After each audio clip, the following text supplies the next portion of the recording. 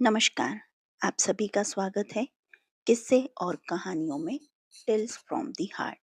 आज हम वैशाख मास के कृष्ण पक्ष की एकादशी के बारे में बात करेंगे, जिसको वरुथिनी एकादशी भी कहते हैं।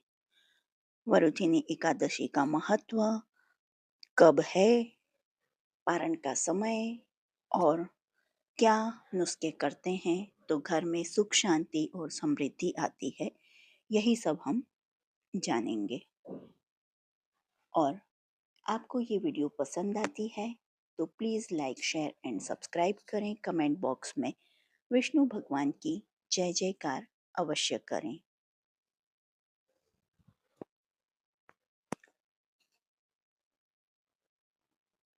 वरुथिनी एकादशी वैशाख मास के कृष्ण पक्ष की एकादशी तिथि को आती है। मान्यता है कि एकादशी का व्रत करने से भगवान विष्णु और माता लक्ष्मी दोनों प्रसन्न होते हैं। एकादशी का व्रत करने वाले घर के सुख समृद्धि का वास होता है और उसके अनजाने में किए गए पाप कर्मों का नाश होता है। खास बात यह है कि वरुथिनी एकादशी के बारे में कहा गया है कि यह सौभाग्य को देने वाली और सभी पापों को नाश करने वाली है। यह एकादशी रखने वाले व्यक्ति को मोक्ष की प्राप्ति होती है। आइए जानते हैं वरुथिनी एकादशी कब है और इसके पारण का समय क्या है। पंचांग के अनुसार वैशाख मास के कृष्ण पक्ष की एकादशी तिथि 23 अप्रैल को शाम 4:43 शुरू होगी और 24 अप्रैल को दोपहर 2:32 पर पूरी होगी। उदया तिथि के अनुसार वरुथिनी एकादशी 24 अप्रैल को मान्य होगी। इसी दिन वरुथिनी एकादशी का व्रत रखा जाएगा। एकादशी व्रत में पारण का विशेष महत्व होता है। व्रती एकादशी तिथि के दिन उपवास रखते हैं और द्वादशी तिथि को इसका पारण करते हैं। ऐसे में वरुथिनी एकादशी का पारण 25 अप्रैल को होगा।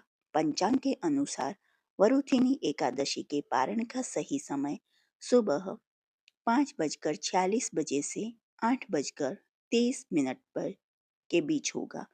पारण तिथि 25 अप्रैल को सुबह 11:44 द्वादशी समाप्त हो जाएगी।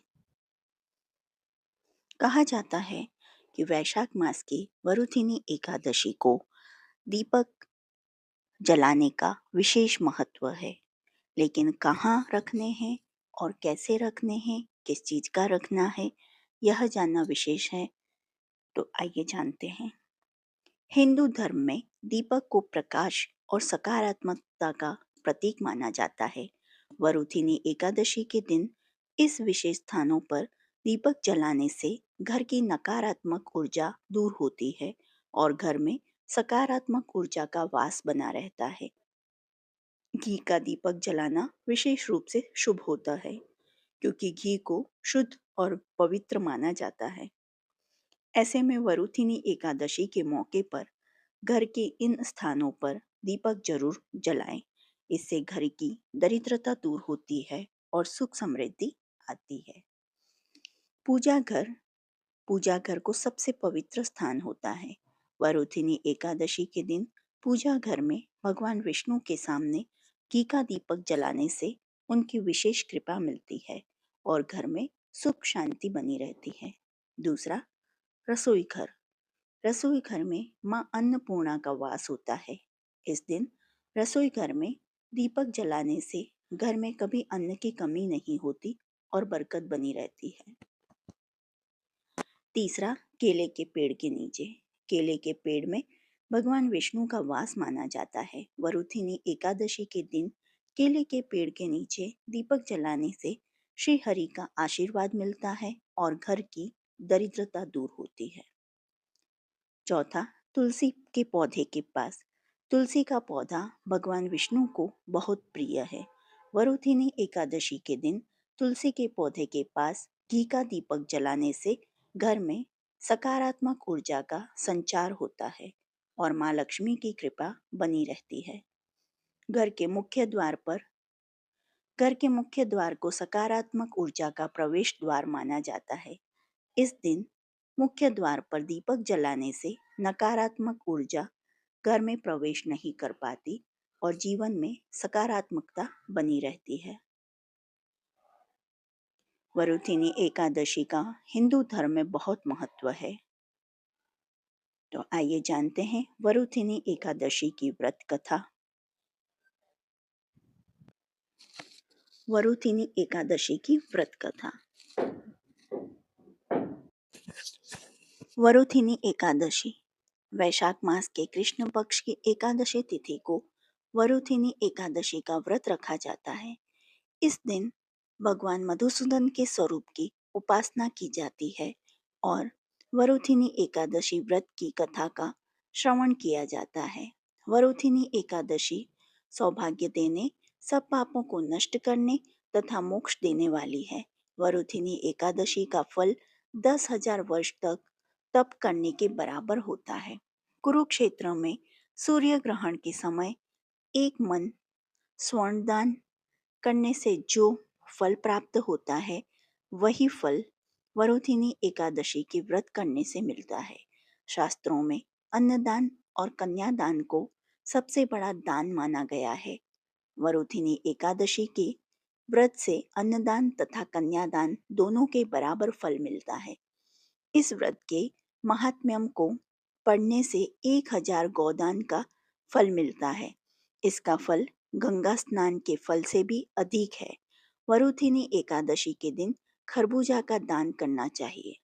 विधि: व्रत के दिन प्रातः काल स्नान करके साफ सुथरे कपड़े पहन लें।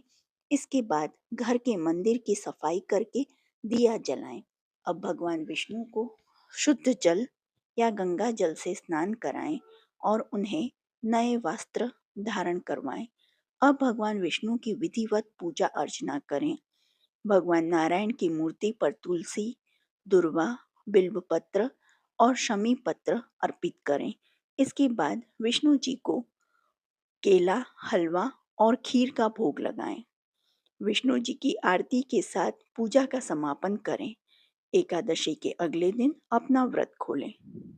कथा: एक बार धर्मराज युधिष्ठिर ने भगवान श्री कृष्ण से कहा कि आप वैशाख मास के कृष्ण पक्ष की एकादशी के महत्व के बारे में बताएं और इस व्रत की कथा क्या है, इसके बारे में भी सुनाएं। तब भगवान श्री कृष्ण ने युधिष्ठिर को वरुथिनी एकादशी व्रत की कथा के बारे में बताया। प्राचीन काल में मानदाता नाम का एक राजा था जो नर्मदा नदी के तट पर राज्य करता था। वह एक तपस्वी तथा दानशील राजा था। एक दिन वह जंगल में तपस्या करने के लिए चला गया। वह जंगल में एक स्थान पर तपस्या करने लगा। तभी वहां एक भालू आया। वह राजा मंदाता के पैर को चबाने लगा, लेकिन राजा तपस्या में लीन रहा। भालू राजा को घसीटने लगा और जंगल के अंदर लेकर चला गया। भालू के इस व्यवहार से राजा बहुत डर गया था। उसने मन ही मन विष्णु भगवान से रक्षा की प्रार्थना की। भक्त की पुकार सुनकर भगवान विष्णु वहां प्रकट हुए। भालू को मारकर राजा के प्राण बचाए। भालू ने राजा का पैर खा लिया था।